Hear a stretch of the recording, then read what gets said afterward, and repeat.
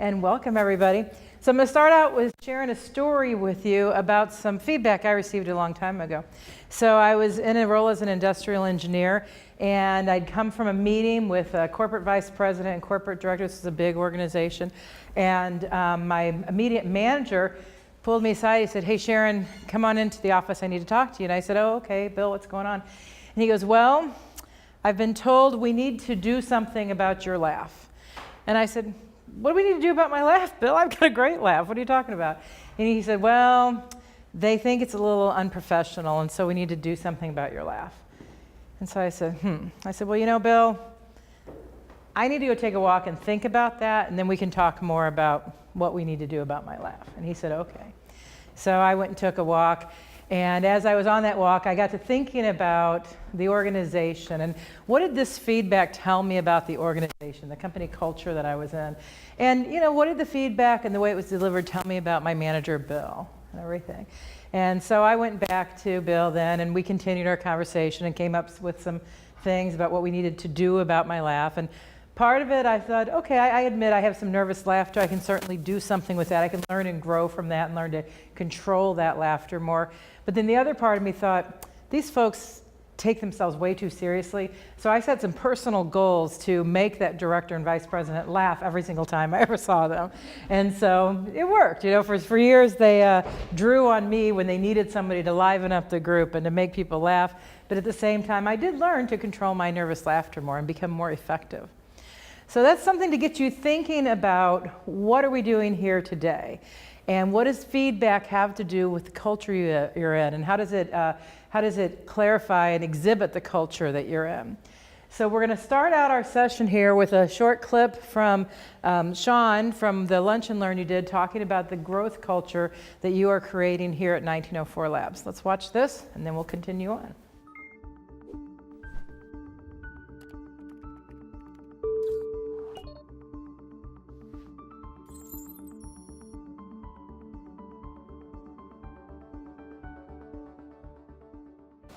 Came across the HBR article about focusing on a growth culture rather than a performance one. That really had a tremendous impact on me personally, because it really instantiates that focusing on growth, you'll get performance. You know, if you focus on performance, you may not get growth. First, a growth culture environment has to be safe. And what that means is people have to feel secure that they can be the person they want to be. And it's amplified by the research. I don't know if any of you have read that Google article about teams and what makes high-performing teams, but they took a really exhaustive look at that. And people feeling safe in their environment to be who they are and to contribute as they need to contribute is critically important to having high performance and having growth. Second, the focus must be on continuous learning.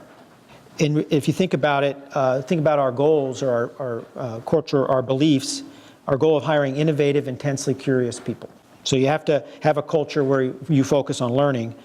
But then it becomes the third element, you know, testing out new behaviors, which calls upon another of our key traits that we call it courage. We have to be courageous. We have to put ourselves out there. And then finally, in a growth culture is feedback, that we have to be open to getting feedback and giving feedback. And that's where some of the stuff from the Radical Candor book will come in, because having the tools to do that the right way, with the right balance, what she calls radical candor, is going to be critical to creating a growth culture here at 1904 Labs. So when I distill all that down, one of the fundamental lessons I took from that article is that for our people and our company to grow, it requires a very delicate balance between a challenging and nurturing environment. You have to have safe, you have to have nurture, but you also have to be willing to challenge, because nothing happens if you don't challenge yourself and each other at the boundaries. I really want this to be a different kind of place. This is not a top-down, we know what to do, just do it.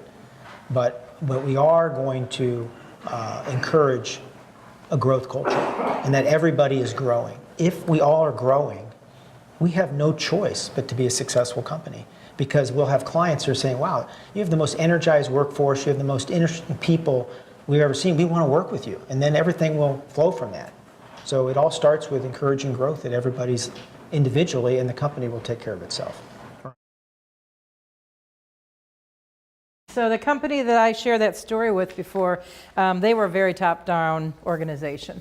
They eventually got taken over, and a lot of ugly things happened in the organization. They're still around, but not as successful in some measures as they once were. You're doing something different here. At 1904 Labs, you're creating a different culture. And as Sean said, it's up to every one of you and how you behave every day and the interactions you have that will create that culture, that will create that growth, which creates that performance. So keeping that in mind, you've got two handouts here. The one says 1904 Labs in the front. That's the handout that we'll be going through, and you can pretty much follow through that slide by slide as we go through the session. The other one says feedback triangle scenarios. I'd like you to just turn that one upside down. Keep it handy, but turn it upside down in front of you, and then ignore it until I tell you to pick it up again, all right? Because that one you're not going to need until we get to that point. So I don't want you to distract you. I just want you to know it's there, all right? So as Nancy said, my name's Sharon, and Nancy and I worked together several years ago at an organization. After that, I worked with Arthur Anderson for a while, around the time that Enron happened. So I'm not sure if I worked with Sean there or not. We were in different parts of the business, but doing business consulting. Then I started my own business doing training and development in 2002. Little known fact though, I actually have an engineering degree, so I get a little bit of what you guys do. I used to work with total quality management, continuous improvement, problem solving, the predecessors to Agile basically. And I've had the good fortune since 2002 of working primarily in leadership and team development, and I've worked across the country, certainly in the St. Louis area, across the country, and somewhat across the world. I've worked in about just under 30 countries now. So I'll be drawing on the content from some of the foundations that you're setting here, 7 Habits. I was certified to teach 7 Habits back in 1996 and have worked with it through the years, as well as with Radical Candor, and I'll bring in some other experiences along the way as well. And all right, so that's a little bit on me. So what we're here to do today, though, as you follow along in the handout, and what we're really focusing on, is we want to equip you to help grow this culture and to grow in it. You'll be at the end of this, our goal is going to be able to get you to really more clearly articulate the importance specifically of giving and receiving feedback to the growth culture at 1904 Labs. We wish we had time to cover everything about the growth culture, but there's a lot there. So we're primarily going to be focusing on the giving and receiving feedback. We'll help you get more comfortable with defining the components of Radical Candor. Show of hands, how many of you are either currently reading the book or you finished reading the Radical Candor book? All right, excellent. I'm also in the process of reading. I have not completely finished it, but I've read a lot of it, and I've been studying the website, watching the videos, listening to podcasts, all that good stuff. Really good stuff. I'm a 3-person business, and I'm getting books for the other 2, my husband and my sister in the business, because it's such powerful stuff. So we're going to have you, by going through this class, one of the things I want you to be thinking about in the back of your mind is how competent do you feel in doing this combination of nurturing and challenging that Sean mentioned and that's part of Radical Candor. How confident do you feel, or how competent do you feel, and how confident do you feel in that? We'll give you a chance to practice some, but we're really just scratching the surface. We're beginning the journey, and it's going to be up to you to keep practicing to really develop the skills and get both more confident and competent in this. And then finally, we're going to be giving you some tips for both delivering radically candid praise and, as Kim Scott calls it, criticism. I prefer to call it more constructive feedback. I don't believe that we should ever just critique someone without helping them think about how to improve from there. So even though she uses the term criticism, I want you to really think in terms of constructive feedback. All right? So that lays the groundwork for what we're going to do over the next little less than 2 hours now. All right. So 7 Habits of Highly Effective People is really foundational behaviors. It's the behavioral code here at 1904 Labs. So who can share, what's your take on what's habit 1, or I'm sorry, not habit 1, what's the foundation? When we talk about the private victory, what does the private victory mean? I know a few of your names, but I prefer volunteers. It's the internal, the personal victories. Okay. Maybe where other people are. Yeah, it's the internal or personal victories. It's you working on your own habits, your own self-discipline, getting clear about where you're going in life, right? Who would add to that when you think about what the private victory is? Mm-hmm. Well, it says right there, it's building towards independence. Okay, good. Yeah, it's building towards independence. And what does independence really mean? To use some of Covey's language, who's responsible for you when we get from dependence to independence? I'm responsible for me, right? We're all responsible for ourselves. So what does that private victory look like in your daily interactions here at 1904 Labs? What do you think? Did I get all my tasks done? Okay, you get your tasks done. What else does that look like? That private victory and that moving to independence. What does that look like here in the company? Hmm? It's to a certain extent, I control my destiny in a way. Like I'm empowered to make decisions that impact my future. Absolutely. Yeah, you know why you're here. You know that you know where you're going. You're in control of that future. That your decisions impact your outcomes, and it's up to you to manage yourself towards that. Whether it's just the tasks or how you get along and how you grow. Right? You notice that we have like the professional growth plan here tethered to the private victory. And so a key way that you'll be growing and making decisions about where you're going is through the goals and the action plans you put into your professional growth plan. So the request was that you had a version of your PGP done by the end of July, right? You're in a safe environment here. Show of hands. Nancy, close your eyes. How many of you have a version of your PGP done? All right, about half of you. So a few of you, some of you have work to do still, but some of you have it done. So that's a big part of your private victory here, is creating your PGP and moving forward. As we think about feedback today, I want you to be thinking about what input you could get from others, how you could seek feedback from others for that creation of your goals and your action plans in the PGP, okay? Now let's talk for a minute about the public victory then. What's the public victory mean? Let's hear from this half of the room. We heard private victory over here. Let's hear over here. What's the public victory?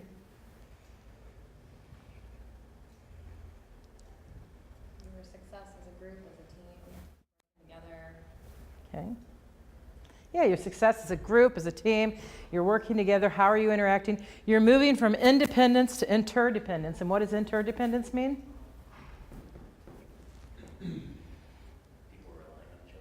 People are relying on you, right? And you're relying on each other. And so you're successful more together than individually. So that's what Sean's talking about, this idea that if we focus on growth, performance will come. As you focus on your individual private victories and your growth there, you become more effective. That shows up in your team behaviors.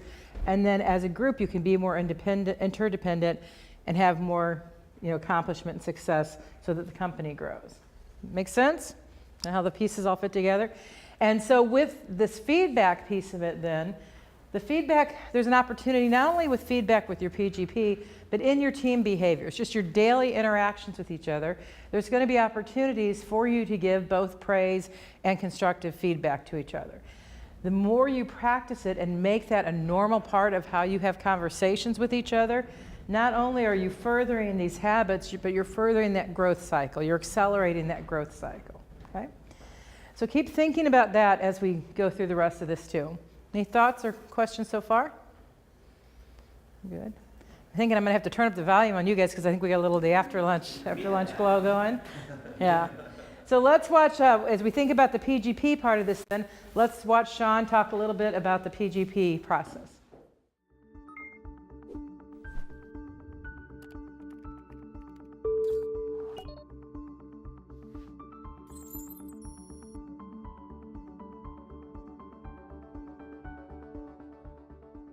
I would encourage you, and this gets to that culture of growth and safe and using your teammates, I would encourage you to involve others in the development of your plan.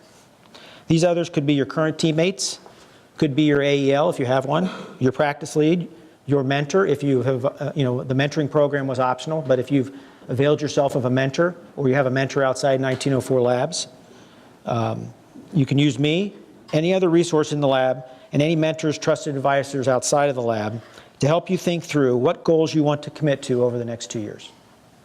So you can do this by yourself, but I would encourage you to involve others. So after you have a professional growth plan pulled together and completed, what's next? First, I'd encourage you to share your plan with others. At a minimum with your AEL or practice lead and your teammates. In keeping with our culture of growth, I believe they can be resources to help you achieve your goals and your accountability partners as you proceed on your growth journey. Not unlike if somebody says, hey, you know what, I'm going to go become a runner or whatever, and you join a group, because that accountability of others, one, helps you on your journey, but also kind of keeps you accountable and gives you feedback on doing that. Second, each trimester or 3 times a year, we'll ask you to identify at least one thing, and no more than 3, that you want to tackle from your professional growth plan and commit to working on those things for the upcoming trimester. Finally, at the end of the trimester, we will ask you to assess yourself honestly on how you did against what you committed to work on to grow professionally during that trimester. I'd strongly encourage you to share your assessment of how you did with your AEL and practice lead and your teammates to seek their feedback. But that's entirely up to you. Consistent with Covey, it's all about you deciding what you're going to do and you deciding to do it. We also believe that involving others in your plan and helping you assess your progress over time are consistent with the public victories of habits 4, 5, and 6, thinking win-win. Seeking first to understand before being understood, and then synergizing. So this whole process of developing a professional growth plan, hopefully in concert with the people you trust around here, and that understand where you're trying to go and can help you, will reinforce both the private victories of habits 1, 2, and 3, and the public victories of habits 4, 5, and 6. So summary, that's it. Develop a professional growth plan that covers the next 2 years. 2, commit to work on it each trimester. Involving others in your professional growth plan and asking for feedback on how you're progressing on it is optional, but highly encouraged. Involving others will surround you with people that care about you. Remember that care, that trust, who can help you determine where you need to develop and help you develop over time. So when you think about your PGP, or professional growth plan, then, you think about that first part that some of you have started, some of you are still working on, the setting goals and creating action plans. What type of feedback might you solicit from your peers or from others? I think if what you create is attainable, if they feel like it's attainable. Okay, so yeah, getting feedback from them. Does this seem reasonable? Does this seem attainable? The goals that I've set forth, or the action plans, my timeline for what I want to accomplish. Good. What else? If your goals actually line up with where you envision yourself at that time. Okay, good. So you're setting that longer term vision. Do the goals seem like they'll get you there? Do they line up? Okay, good. What else? What do you think? What other kind of Assess where you currently are. Sometimes you say you want to be somewhere and you think you're somewhere that you're not. And sometimes having an outside perspective is helpful. Absolutely. So yeah, and that comes into play not only in these first couple of steps with the goals and the action planning, but also in that trimester assessment of where you are. Are you, do others see you being at the skill level that you see yourself, or the progress point in your development that you see yourself? We all come from our own unique perspectives, right? We have different educations, different experiences, different daily walks in life. And so we're going to see different things as we're looking at similar situations. Sometimes we're really clear about ourselves and where we're coming from. Sometimes we have blind spots. Sometimes somebody that's more seasoned or has an experience on that type of project will see things that we didn't even know existed, right? So whenever we can get feedback from others, it's going to help us both in our planning process as well as in assessing in the moment, where are we and how we can improve. How do you think that'll benefit you then? Just a good level set. I think, you get feedback that you maybe weren't expecting, you could kind of regroup and maybe make something that's a bit more attainable. Okay, good. Yeah, so you can level set and get feedback. Do you need to regroup? Do you need to adjust? Do you need to seek out resources differently, right? What else? You guys are my quiet side. I'm going to have to, I know some of your names. Not picking on anyone, but it's sure nice when I hear from people wearing red shirts. That's all I'm saying. Anything you'd like to share? How would it benefit you to get feedback on your plan? All right, fair enough. We're not going to pressure people. Go ahead. Well, in some ways, the idea that a lot of times I'm self-pessimistic, and hearing people say, yeah, you're actually doing it is what I need to hear. Yeah. Good. So sometimes we need that reinforcement, that positive support and praise, if you will, as well as the critique or the constructive feedback. Good. Thanks, Mark. Appreciate that. Mm-hmm. Contrast to that, sometimes I'm like, oh, I want to do all these things, but you really need to focus. You should Yes. focus here. Absolutely. Good job. You're wearing a red shirt. Well done. Yeah, absolutely. In fact, JJ and I were talking at lunch that, I was saying I just have a list a mile long of my someday maybes, the things I could be working on. But really, it helps me so much when I can talk to someone else and they can ask me questions or give me insights and observations and help me narrow down to what are really the priorities I should be working on, right? So lots of benefits in the PGP plan as well as the daily work to getting that feedback. So let's talk about for a minute about what feedback is. Now, Kim Scott talks about in the book Radical Candor, she says that feedback is really simply guidance. I love that saying. It's just guidance. It's giving you guidance or input about where you are. And one of the things I want you guys to think about is what's absolutely crucial in life is to realize that our real jobs here are to help others be successful. Okay? When we're in a team-based environment, when we're in a family, when we're with our friends, when we're working with our clients, our job is always to help others be successful, okay? And so the more you understand that, then you can see this feedback, it's coming from a place of how do I help you be successful? So it's just guidance on your success path, basically, okay? So she talks about here, she breaks it down, the guidance into praise and criticism. And she says there's really three things that you need to be doing with regard to praise and criticism. On the one hand, you need to be making sure you're giving both praise and criticism. Okay, quick test for you. There's been research done, studies done both in marriage environments and in business environments or team environments. What ratio do you think needs to happen of praise to criticism or constructive feedback to keep a healthy, trust-based, long-term relationship? I'm sorry? Trick question. No, there's an answer. There's an actual answer. Why is it a trick question? Because there is no mathematical formula for praise or criticism. It's not a formula, but there is, the studies have shown it comes up the same ratio in both personal relationships and, so it's kind of fascinated me when I realized it happens in both personal, so in relationships overall, despite studying. 70, Not 50-50? 70-30. Not 70-30? You guys are going to make me do math soon, and even though I have an engineering degree, you're making it hard. All right. I'm not sure what all those numbers are you just said, but I'm going to tell you it's 5-1. All right? So 5 praise or positive interactions to every 1 criticism or constructive feedback type interaction. That's to keep a trusting long-term relationship. Now keep in mind, Covey, when he talks about the 7 habits, he's also talking about those mindsets and actions, those habits that lead to trust-based long-term relationships. Okay, so, if you go to buy something at the store, you're not going to sit there necessarily and do 5 positives before you give them 1 constructive feedback at that store, right? But with your coworkers, with your spouse or children, things like that, you want to just keep that ratio in mind, okay? And it doesn't mean, for those of you that are checklist-driven people, it does not mean you keep the checklist. Said they look nice, said this, did this, did it. Okay, now let's talk about what I really want to talk about, right? That's not how we go about this. It's just, again, it's just a general guideline. All right, so that was a little aside for you. So back to Kim Scott, she talks about there's these 3 main ways that we want to, things that we want to do with praise and criticism. One is to give it. So we want to give praise, we want to give constructive feedback or criticism. Second is we want to get it, and really by getting it, that ties into the third part about encouraging. We want to show up as an open person willing to get feedback from others. So we want to receive it politely and properly, effectively, showing that we're open to it. And then by encouraging it, we're encouraging others, those around us, to both give and get praise and feedback.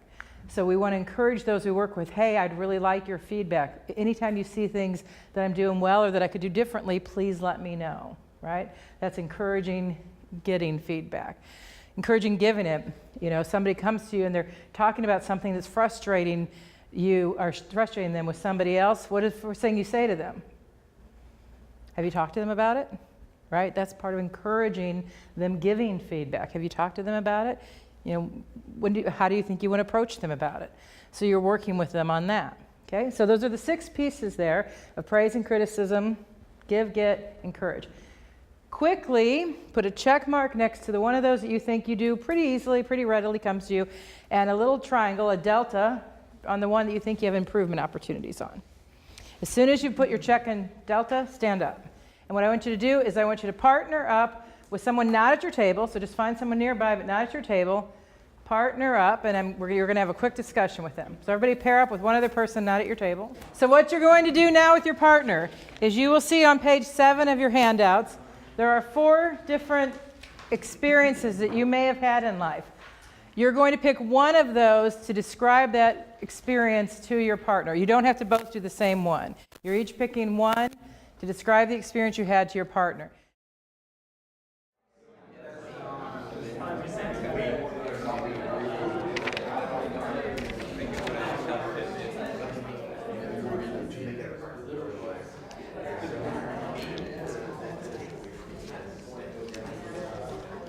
All right, so you just had the opportunity to, think back and share an experience that you had, and then also listen to your partner sharing an experience they had with feedback. So what are your takeaways from that activity when you think about feedback? I think people experience it very differently. Okay, say a little more on that they experience it differently. I mean, they talk a lot about this in the book, but like caring personally about someone goes a long way in feedback, and knowing like maybe where their triangles lie on this, like if they're not very good at giving feedback and how you approach that can be helpful. Yeah, so the more you get to know each other, the more it helps you to give good feedback, right? Not just where their triangles lie, but just in general. The more that people know that you care about them, the more you know about each other, it just becomes a more natural conversation to have. Good, thank you for that. What else? What other takeaways from this as you think about the feedback? We both had Oh, go ahead. a problem with accepting criticism, or not, actually praise. The idea that it's awkward and it feels weird, and that kind of disempowers the person giving it. Ah, yeah. And makes it harder to connect with them. When they're saying thank you and you don't even know how to say you're welcome, it's hard. Yeah, that's a great point, Mark. We often don't think about that we think about it can be uncomfortable to receive constructive feedback. We don't always think about the point that it could be uncomfortable to receive praise as well. And so part of this is learning how to be gracious in receiving praise, learning to simply be able to say thank you. There is, you don't look there now, but in your handouts, there is a section where we give you some pointers on receiving feedback. It comes a little bit later, and we're not going to talk about it a lot in here, but it's a good thing to recognize. And just learning again, people are giving you that gift. They're taking a risk by giving you feedback, so the more you can learn to really thank them for it. And as we talk about this too, the more specific you are when you're giving praise to, that helps people be able to accept it more graciously as well. AJ, you had a comment. Kind of lost my train of thought. I think it was about like, depending on the culture of the organization or even the industry itself, it can be very, very difficult to give feedback. Like in government work, you criticize the wrong guy, you're out. Yeah. So that's kind of what we were talking about. But I've been mostly in organizations where it's highly encouraged. Yeah. So I have never seen that before. So it's interesting. Yeah, it really does vary culture to culture, whether feedback's encouraged or not, and how people receive it, or not. So I think you are doing something special here at 1904 Labs. The culture that you're all creating, it is special and unique. And I agree with what Sean's saying, that the more you create this culture, the more you all engage in these skills and create this culture based on safety and feedback, continuous learning, courageous behaviors, you are going to be something special out there. You're going to have something special to contribute not only to your clients, but to other employers should you ever choose to go that path as well. And it'll help you grow in all aspects of your life. So as we think about this feedback then, we want to compare it to radical candor. You can go ahead and go back to your seats. And by the way, I don't know if I mentioned this earlier, in your handouts, I have a lot of questions. We have a lot of questions and such in there that I'm not explicitly asking you during the training, but those are meant to be tools for you to use, thoughts for you to use later on as well. So there's more there than what we're explicitly covering. So when we think about radical candor, we're going to watch Kim Scott here and her co-founder Russ, and then a couple other people sharing what radical candor is and what it isn't. So let's go ahead and watch this. And as you watch this, be thinking about the stories you shared and you heard and which of these categories they might fall into. All right, so what is radical candor? What are we supposed to do? Just say it. Say what we think, right? So as you listen to that and you think back to your stories you shared a minute ago, how many of you had a story or heard one that displayed obnoxious aggression? It's where someone just said it, but they didn't care about you when they said it. A couple of you had that? Yeah, a little bit. How about the the manipulative insincerity? Okay, a few of you are saying that. How about the ruinous empathy? How many of you that? A couple more. Did most of you share an experience of radical candor then? Some of you just didn't share experiences. You guys are a tough crowd this afternoon. All right. There's candy in back if you need a sugar rush. All right. So, yeah. So which one of these does Kim Scott say is the most effective, the best go-to? If you can't quite get the combination of radical candor right, what's your next best? Obnoxious.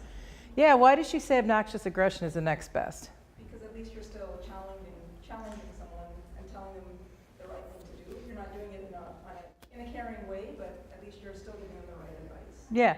And you may or may not always be giving advice. You're at least calling them out on the behavior, right? You're at least getting them to think about the concerning behavior. You're giving them the feedback that something's not right here.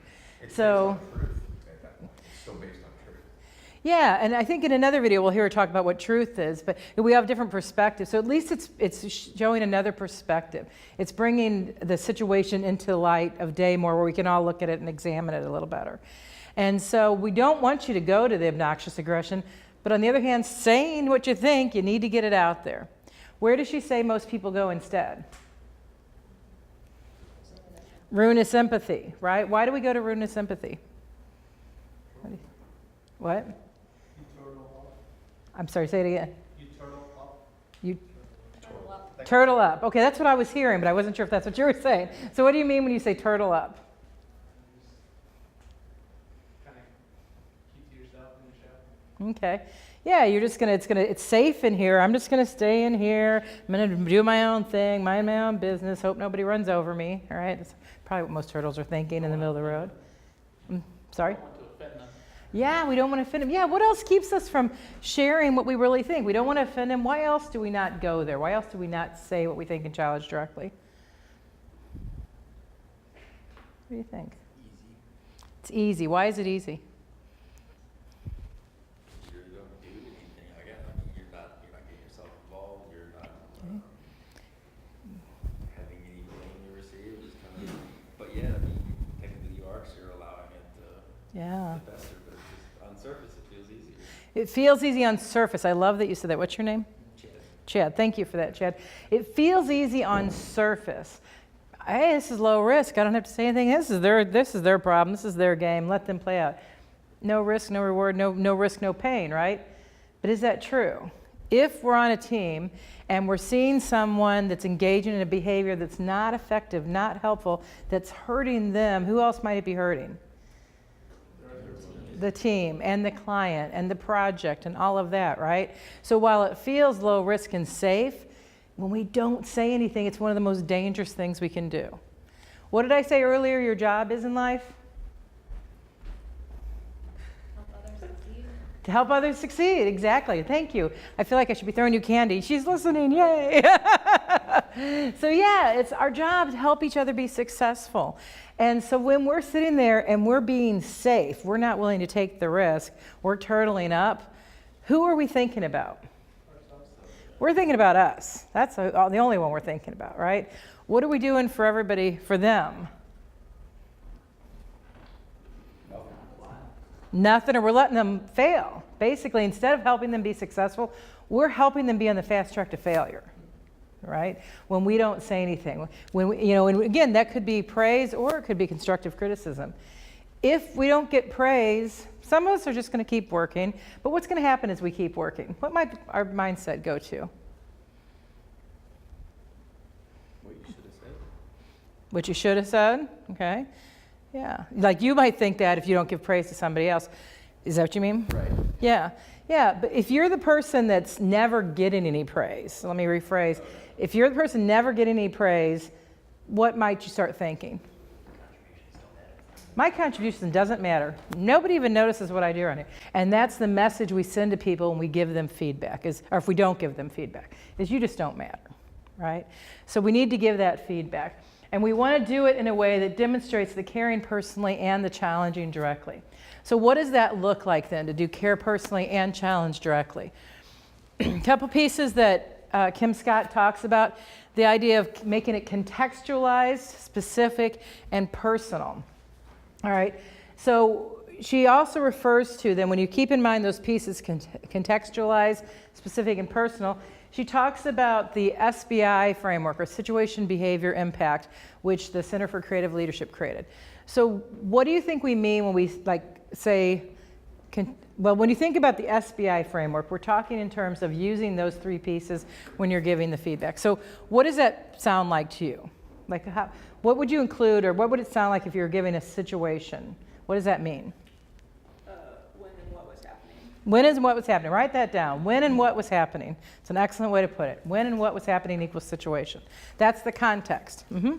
Is that specifically the perception of what has happened, or is it actually what's happening? Ah, that's a great question. We want things to be specific. So from your point of view, what did you see happen? So it's kind of a trick question you're asking, because your point of view, you can think you're saying what was actually happening, but it's still your perspective based on what you saw, what you heard.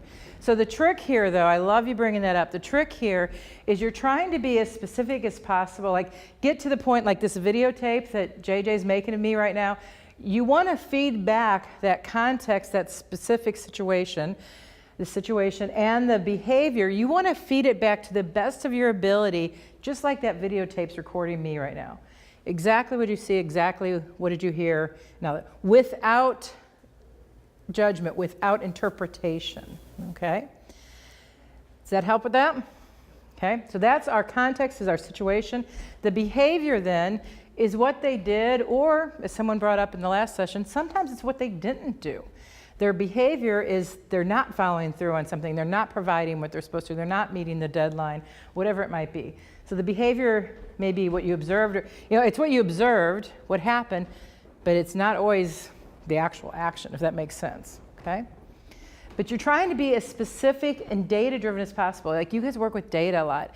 Think about the data you have. The data, it's there. It's exactly what it is. You're not interpreting it necessarily. It's exactly what it is. And that's how you want to think about this from a standpoint of your reporting the situation of behavior. Now, you're not doing it like a robot, though, because, you're there and you're explaining the situation and you're demonstrating you care personally, too. And this is where the impact becomes so important. What do you think we mean when we say the impact, to share what the impact is? How it affected other people, or... Okay, she's on the right path. What's your name? Katie. Katie's on the right path. How it affected other people? What were you going to say? How it made me feel. How it made me feel. Key thing, what's your name? Bo. Bo. I keep working on this. I don't remember everybody's names, so that's all right. I got a couple. Katie and Bo. I still remember those four, I think. They were the first ones in the room. So Bo, as Bo said, keyword, he said how it made me feel. And Katie's on the right path. When you're talking about impact, you want to use, we say, use I language. So I'm reporting, I was in this experience with you. We were in this situation together. I observed this behavior. This is the impact from my point of view. And this is where your perspective comes into play. This is how I felt from it. This is my concern. This is this is what I think may happen from it. So you're using the I language when you're doing the situation behavior impact, okay? You want to watch out for things like, well, we all think, or you should. You want to watch out for some of that kind of language. What happens if you say we, this or that? Say that again, AJ? You're speaking on other people's behalf, right? So that assumes you know what everybody else thinks. What else does it do? It's like a crowd mentality behavior where you feel isolated. Yeah, it's crowd mentality. It becomes us versus you, and now that person's feeling like they're under attack, right? Yeah, and it also takes away ownership and accountability from you. What happens to your private victory when you're using we language instead of I language? What do you think? It actually lessens your private victory. It makes you less proactive. You're being more reactive in many ways when you're giving that away and you're not willing to say, this is my concern, this is the impact I see, okay? So when we're using that language, situation, behavior, impact, kind of using that framework to deliver feedback, we're owning what we saw and what we observed, what we're concerned about, or what we're excited about if it's praise. We're owning that feedback we're giving. They may not accept it, may or may not, but we have to own our point of view. What questions you guys have on that?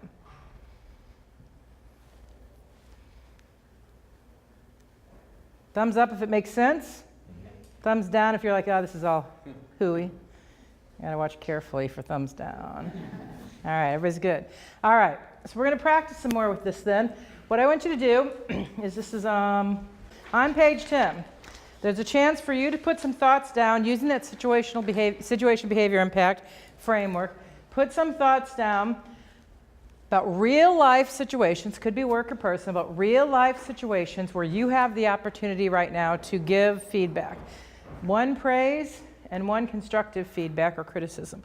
So I'm going to give you about 4 minutes to think about that and put down again, just some thoughts down and try to put it in terms of situation, behavior, impact. Remember, the more specific you are, the more meaningful and actionable the feedback is, okay? All right, before we give you a chance to practice giving both praise and constructive feedback then, we're going to watch a video where Kim Scott gives you some tips on how to give feedback. And this is one of those sketch type videos where she'll be narrating it, talking it through. So let's go ahead and pay attention to this. So we want to give HIP feedback, because she uses that example, HIP feedback, or that acronym, about being helpful. Humble. What's it mean to be humble in the feedback?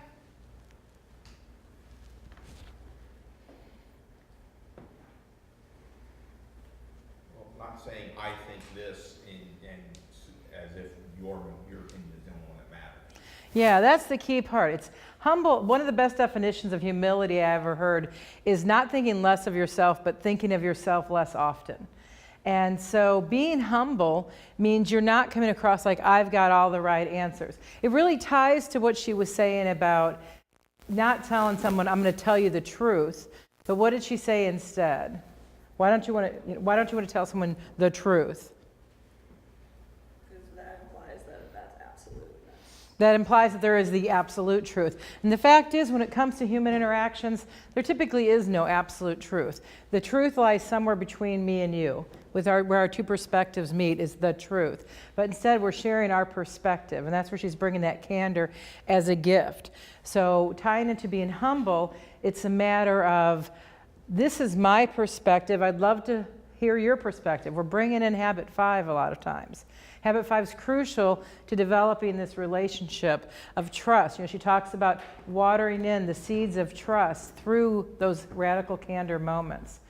So the more that we're telling people, saying what we think, doing it in a way that we care personally, and then, but still challenging them, still sharing it, that way we're building that trust, okay? And we're open to hearing from them, receiving feedback, listening to them, but also listening to their point of view as we're sharing the feedback, okay? So helpful, humble, immediate. Why is it important to do feedback as soon after the fact as possible, soon after it happens as possible? What's important about that? Remember the details clearly. And who remembers the details clearer?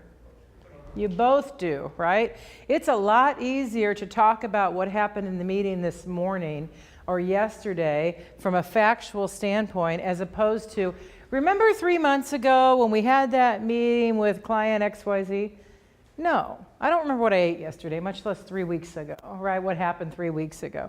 So the more we can be more immediate, that's going to help us be more specific then. So it'll be more meaningful given that feedback then, right?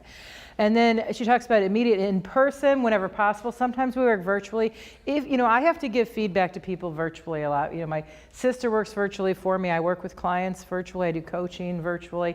So sometimes when I do that, at the very least, now we have the technology at least where we can use webcams, right?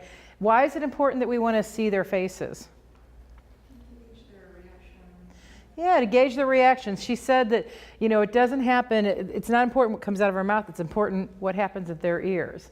And so we want to watch their body language, watch their facial expressions, seeing, are they listening intently, engaging, interested in what we're saying, or are they like, yeah, right, Yeah, that's going to tell you a lot, okay? So whenever possible in person. She talks about the public praise, the private criticism. Sometimes, the one caveat I would say to that, I do a lot of work with personality styles. She's right, it's hard to change personalities. We absolutely can change our behaviors, but it's hard to change our actual personalities that are wired in. But some of us are wired that we like our praise in private too. So when she says public praise, I think yes, and consider if the person prefers it in private, okay? So absolutely they'll be more private with the criticism. Mm-hmm, Bo? Why is it so important for criticism to be in private if it's done with empathy and candor? Well, I'm going to ask you guys that question first. I have my thoughts. I'd be curious what you all think about that. To Bo's question, why is it important to criticize or give constructive feedback privately if it's done with empathy and candor? Mm-hmm. The person you give the criticism to might give you might engage with you with private reasons, personal Okay. reasons that you may not want other people to hear. Okay. That conversation immediately becomes personal, could become personal. Okay. You don't want to do that in public. Okay, thanks, Edwin. So yeah, so we don't want to embarrass them. They may have personal things going on, things that they don't want everybody to know that they would share as part of the conversation. So that's part of it. I've said something with the best of intentions that came over completely wrong. So even if you think you're being empathetic or, going at the radical candor, sometimes you just miss the mark. Okay, so again, yeah, you may think that you're coming at it from that empathic, direct standpoint, but you may miss the mark, and so it could go bad, and that could be an explosive or upsetting situation. Thanks, AJ. Mark? That's one of the things that stuck out really important for me in chapter 6 is where they were talking about that, managers are kind of the exception to the criticism in private thing, and that's really important to me. And I think guess it's personality based, but I think it's important to hear the criticism publicly, so that people can help you be accountable to it, so that so it's not personal, it's a behavior change. Right, yeah, good point. Yeah, and I think one of the things, she wrote the book more to the manager or boss framework. In that video, that last video clip, it's speaking more to an entrepreneurial group, but you guys are definitely more entrepreneurial. But I'd say most of these principles don't matter what role you're in, whether you're in manager or not. I think the point there, and I appreciate you bringing that up, Mark, and asking the question, Bo, is the idea that as a leader, you do want to role model that behavior of I'm willing to accept, not only willing, but open and appreciative of accepting constructive feedback. And you want to role model how do I go about accepting it, receiving it, learning from it, growing from it, right? So certainly you can role model that. The thing is, the majority of people don't have a good skill level to deliver feedback appropriately, radically candor, so it's better to start in private there. And again, not all people are skilled enough yet to be able to receive it publicly as well. So if somebody asks for you, asks you for it in an open forum, and let's say you guys are working, on your project teams, there's 6 to 8 of you working on a team, you may set a team norm or, a part of your charter that says, we're going to openly critique each other. If that becomes part of it and you're all growing in that area together, the idea is that you each have that private victory to where you can handle, you've got the skills and the humility to be able to handle that public critique, so you work toward that public victory of growing together with that, okay? But, and again, it depends on the situation too. Like Nancy was sharing an example, we were talking earlier, that she had to give somebody feedback once about body odor. I didn't even tell you this part, Nancy. I actually had to do that back in high school. I gave a girl, my friendship circle elected me to be the one to tell girl Kim. I don't remember anything else about Kim other than her name, Kim, and the fact I had to tell her she had body odor, right? So I guess that was when my brain decided to stick with Mark after all those years. So anyway, it would have been humiliating as all heck if I would have said something to her about her body odor in front of a group of people, right? So absolutely, because I cared about her, I needed to have that conversation privately. I guess I would argue or contend that if you were in that group of friends, that's considered in private because you all came out with that approach of giving her positive criticism. But if you gave it in that group of friends who all were saying it for the same reason, coming from the same perspective, is that considered in private? That's a great question. I think it could. So much of this is going to have that contextual factor to it. It's going to depend on the people. It's going to depend on the group. How long have you been together? How caring are you? How solid are those relationships really? Back in high school, You're not solid enough to do that in a group. That's going to get ugly probably, right? Or junior high would have been even worse, or middle school, right? In the work environment, I'd like to think we're mature enough to handle it. We may or may not be. Again, and that's where the more that you work on developing the trusting relationships and going back to the Covey stuff, really working on yourself, you know, and being grounded in who you are and clear and caring about others, the more you probably could as a team more effectively do that. Yeah, it's a good question. Thank you for that. Last one, not personalized. That's a little tricky because we say we want it to be personal, not personalized. What she's really meaning there again is you're not going for the personality attack. You're not going, you always show up late. You know, that's or you don't care about work or whatever it might be, right? When we start to go to those things where we're making these always or never statements, or we're giving, you know, attacks on the person, that's not what we want to do here. That's not effective feedback. We want it to be focused on situation, behavior, impact, SBI. That's one of the most powerful frameworks you can learn and use in giving feedback because it's going to help you stay focused, it's going to help you stay specific, you provide those details, stay more timely, and give it in a way that's clear about how it's impacting you and your immediate perspective, okay?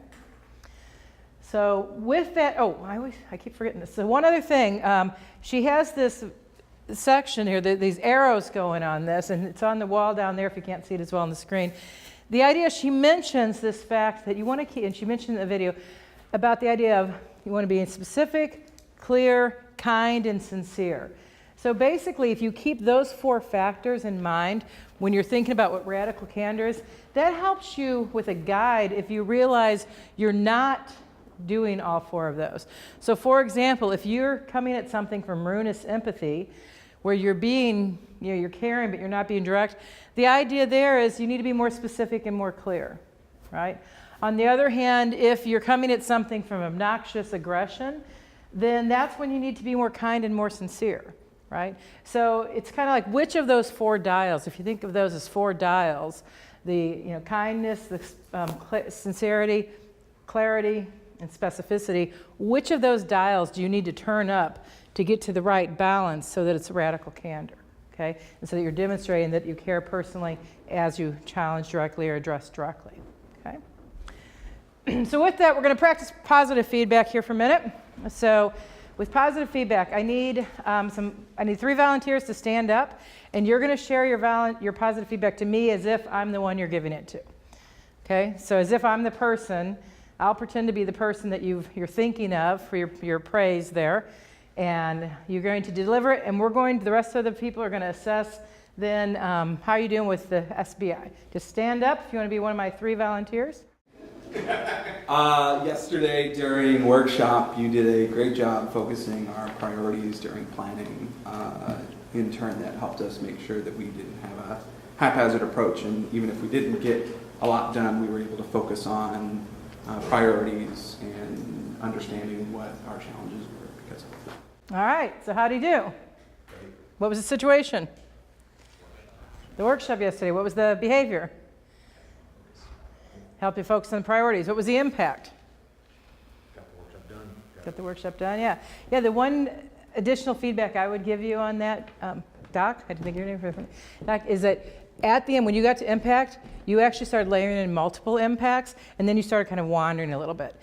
It gets less impactful the more you do that. So the more you can be clear and crisp with situation, behavior, and this is the impact, boom. Now they get it, they know what to do with it, all right? So let's give a power clap. 1, 2, 3. Good job, you can sit down. All right, AJ, let's all hear AJ's feedback. All right, I'm just going to redirect that. Before a meeting to the implementation team, the original presenter became ill and couldn't deliver the presentation. You stepped in with very little prep time and delivered an excellent presentation. And the end users and stakeholders were very impressed with the demo and your ability to answer questions. All right, so what do you guys think of that? Situation? Yeah, behavior? Yeah, impact? All right, 1, 2, 3, boom. Nice and crisp. Do you think that person knew exactly what they did well? Absolutely, they could do more of it. Go. I actually am praising someone that's in this room, so can I? Sure, if you want, if they're willing, I'm game. Dave, would you stand? Come on down, Dave. So Dave, I just wanted to let you know that although you're not, a full-time developer, you're technically DevOps. I really appreciate all of the Java development that you've been doing the last couple of months, specifically with to our NIFI process was a open source because you give them back to the community now, and I think it's made a better product for us. Thank you. You're welcome. All right. So before I want to debrief this one a little differently before we power clap. Dave, how did it feel to receive that praise? Felt good. Okay. Like I was appreciated. Okay, it was appreciated. Were you clear about why he was praising you? Yeah. All right. Yeah. Do you know what to do to continue to make this positive impact? Think so. Okay. And you know what the impact was, what you did? Yeah. Yeah. Absolutely. So how did that feel versus if he just said, you know, Dave, I really appreciate what you've been doing for the team lately, and I think that's great.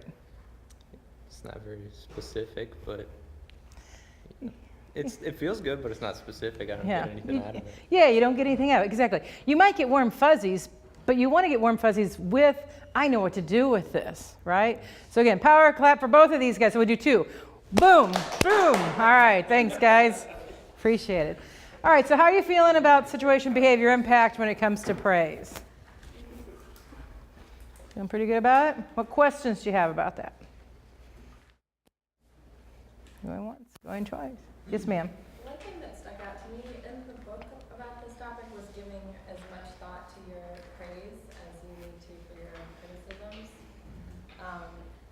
Because my job, I work with a lot of different people, so I don't necessarily have the same ability to come up with really strong, I was struggling to come up with really specific, concrete, like really sincere praise because of having a role where you're spread out a little more thinly across a lot of different relationships. Mm-hmm. So I guess that piece of what's the relationship between you and the person you're giving praise to matters a lot, and also giving a lot of time to make it really sincere and genuine, that it actually matters to them, and it's not just you're saying something because you were told to say something. Exactly. Yeah, I really appreciate you bringing that up. It's not about the checklist, but that sincerity is so important. And that's where, one of the things that Kim talks about a lot too is really thinking through your intent behind the message. So like with you, even though you're working with a lot of people, you might want to think about, you might pick a person a day and say, I'm going to think about, what is it about AJ I really appreciate? What is it I notice AJ does that really helps the team and that I want him to know what a value that is, right? So what's my intent for the message to AJ? What's my intent for the message to Chris or Mark or Bo or Edwin or whoever, right? So the more you start to think about the intent, that's going to help you crystallize that message as well. So thank you for that. So in your book, there's some tips there, in your handout, there's some tips there, and it's in the book also, about giving feedback as well as receiving feedback. But what we're going to do now is we're going to give you a chance to practice the constructive feedback or the criticism feedback, okay? And so first thing we're going to do is we're going to have you working in groups of three. So we've got a natural group of three here at this table, one over there, one back there, one back there, one back there. Nancy, would you mind? Nancy's going to, she's my pinch player here. So she's going to come work with the two of you guys, okay? And so the way we're going to do this is, first off, I'm going to give you 4 minutes to prepare for being the feedback giver. And so this is where you can pull out that sheet of paper, those couple sheets, the feedback triangle scenarios I told you to set aside earlier. You can either use one of those. There's 4 scenarios there, and within a couple of them, there's additional choices of what to give feedback on there. So you can either use one of those, or you can use your own constructive feedback that you were thinking about earlier, okay? So I'm going to give you 4 minutes to look through those scenarios and decide what you're going to give feedback on, and then I'll tell you the next steps of the activity. All right, so I'm going to pull your attention back together for a minute to explain the process. So hopefully you've each picked now one scenario that you're going to be giving feedback on, either your own scenario or one that was written. The way this process will work then is, again, you're working in groups of 3, so we're going to have 3 rounds. So in each round, one of you will be person A, one will be person B, one will be person C. So, okay, so the way this will work then, in the first round, the first 8 minutes, you have 3 minutes for participant A to give feedback, to deliver their constructive feedback to participant B. You're trying to use that situation, behavior, impact process. So participant B, as you receive that feedback, remember this isn't an acting class, but you can try to respond appropriately based on the feedback they gave you, okay? And then, so you get 3 minutes to have that interchange.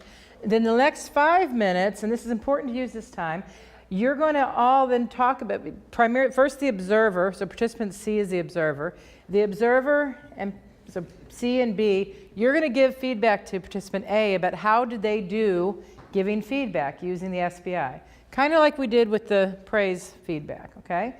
So use that 5 minutes to talk about how they did and to give thought, share some thoughts about how could you do even better using that SBI framework to give more hip feedback, okay? So that's 8 minutes, 3 plus 5. Then you're going to rotate, where B will give it to C with A observing, and then C will give it to A with B observing.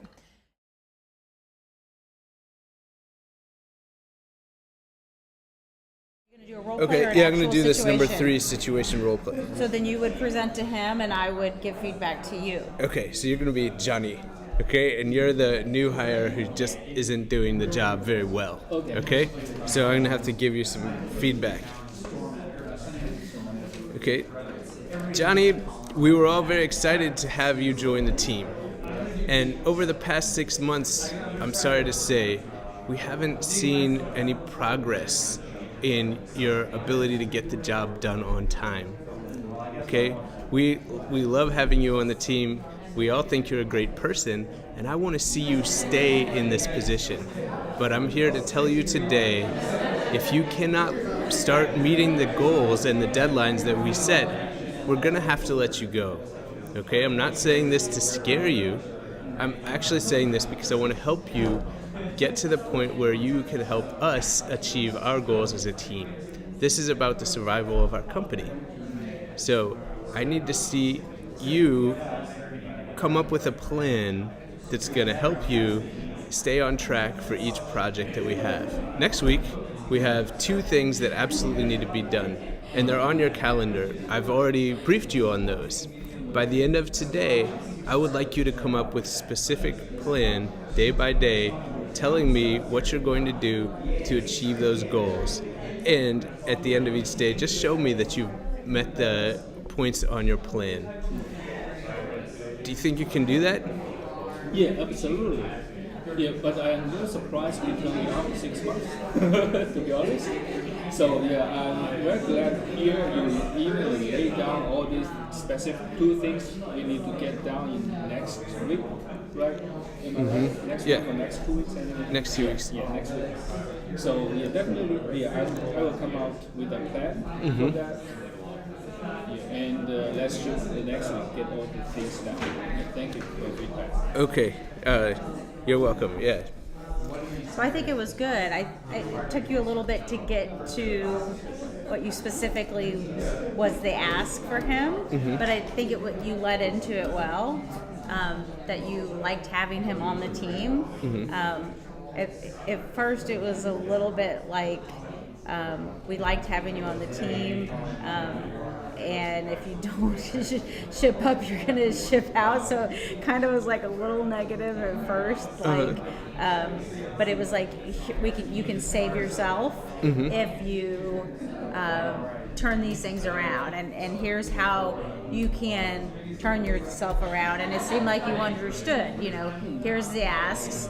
Here's what I need for you to do for you to be part of the team and to show me, what needs to be done, the specific things that needed to be done that was asked of you. You reiterated that back to him, so you understood the criticism that he was giving to you. And that was good dialogue back and forth. I feel like the communication was good, but the one thing I failed to do is the impact part. But it being like a hypothetical situation kind of makes that tougher. Yeah.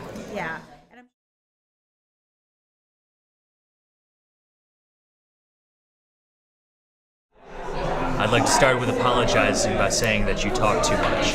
But during our distributor meeting earlier today, I felt that because of the amount of discussion that was going on, the conversation felt very one-sided, and that resulted in me becoming unnecessarily angry.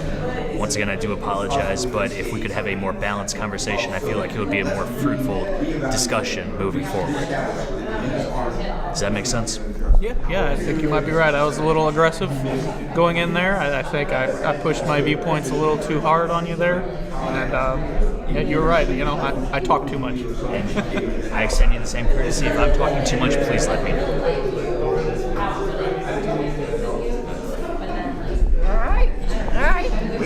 So, again, I think you had the situation and the behavior, and then your impact. And then I liked kind of the back and forth, giving Alex a chance to sort of respond to it, owning sort of a piece of, maybe I do it too, and you can call me on it. Let's have ground rules for how we behave with each other. I thought that was good too.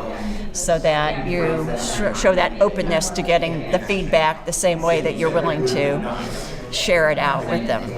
So, yeah. One of the things that Sharon was saying is, don't go too many directions with what the impact was. So I think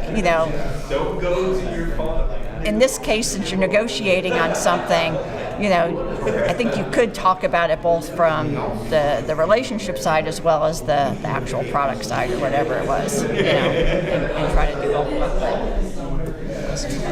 Yeah, I wish it was that straightforward in real life. I know. But I mean, that's why we're here. Especially when you're angry, right? When you're really feeling frustrated by it. So you might have to come back a day or two later and do it at a different time. So.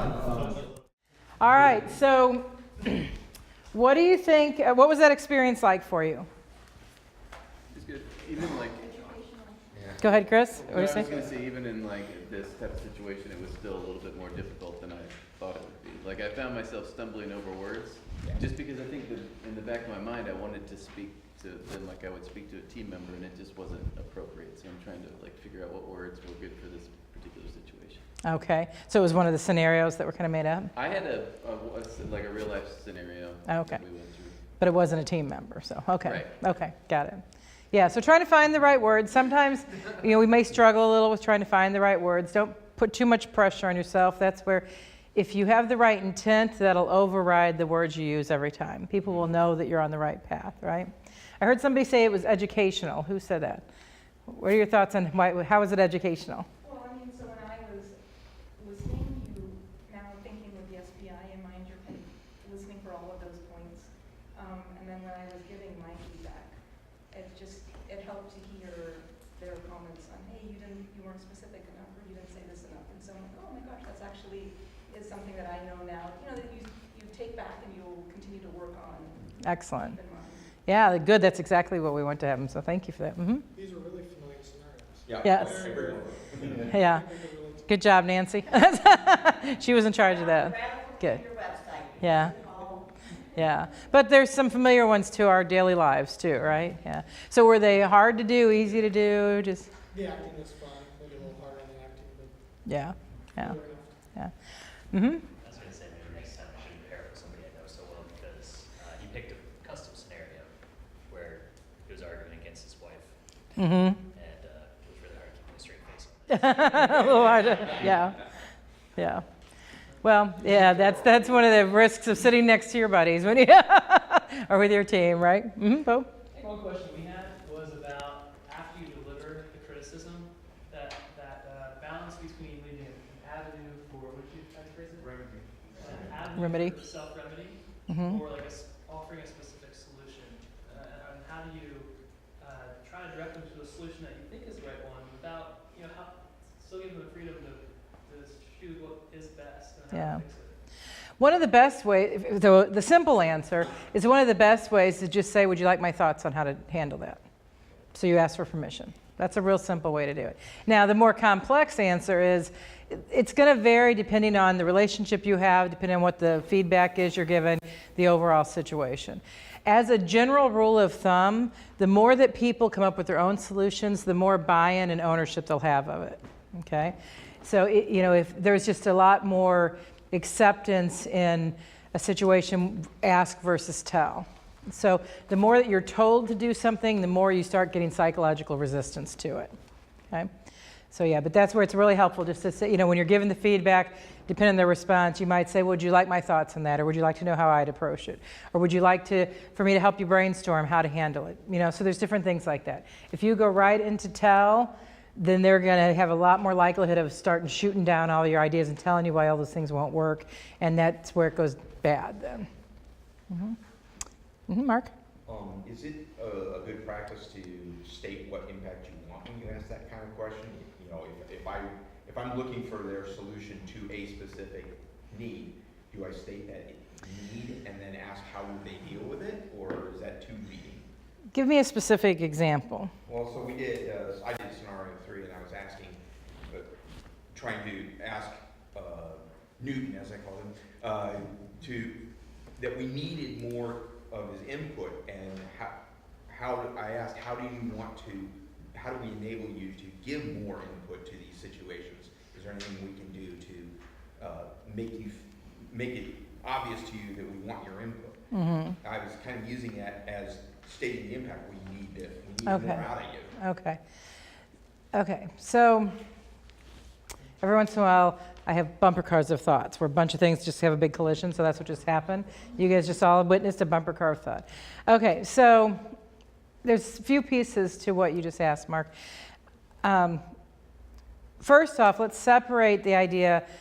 Part of this is giving feedback, and giving feedback doesn't live in isolation, right? Giving feedback, typically it's part of a conversation where it does go somewhere from there. You know, we don't just walk up, hey, Chris, da-da-da-da-da, bye, you know, and that's it, you know. That's not how it works, right? So actually, Ken Blanchard uses the term seagull management. That would be seagull management because you fly in, drop a bunch of crap, and then you fly out. So we don't want that.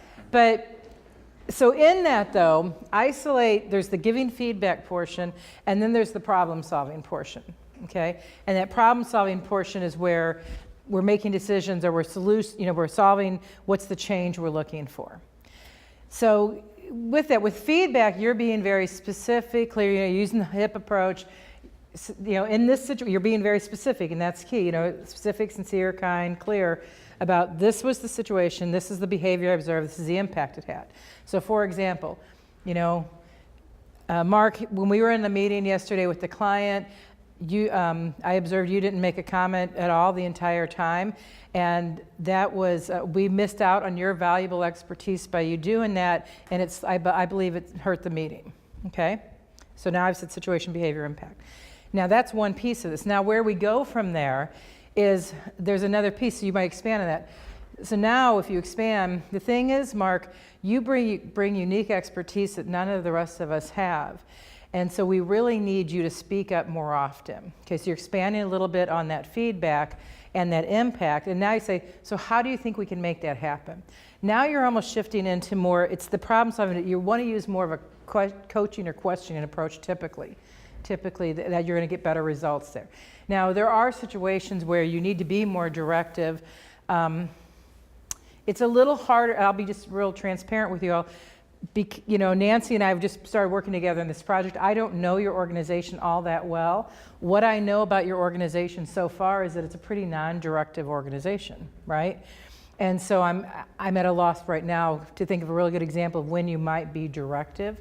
I can think of it for lots of other organizations I've worked with, because there's a ton of very directive organizations out there. But let's say it's an attendance type thing. You know, and you're dealing with a performance problem, there's an attendance type thing, you may get very specific then, I need you to be on time every day, or else we're going to put you on probation, right? So you go down a couple different paths depending on where you start. So the final thought I have, because I know I'm saying a lot and I've got a couple things I needed to get you out on time, but the final thought is if you find yourself starting to talk a lot or ask multiple questions all at once, things like that, that's when you're not going down the right path. Typically, the more you can ask one question, give them a chance to respond, hear their thoughts more than your own, you're going to be on a better path. Does that help? Yes, thank you. You're welcome. All right. So hopefully in that feedback, you had a chance to practice developing your skills there for giving the constructive feedback. You had a chance to observe and so hear it and get some education. And I don't know her, what was your name? Oh, Serena. Serena. As Serena said, the idea is you're going to keep practicing. So as we wind down, let's watch one more short video from Sean on this and about personal accountability, and then we'll wrap this up.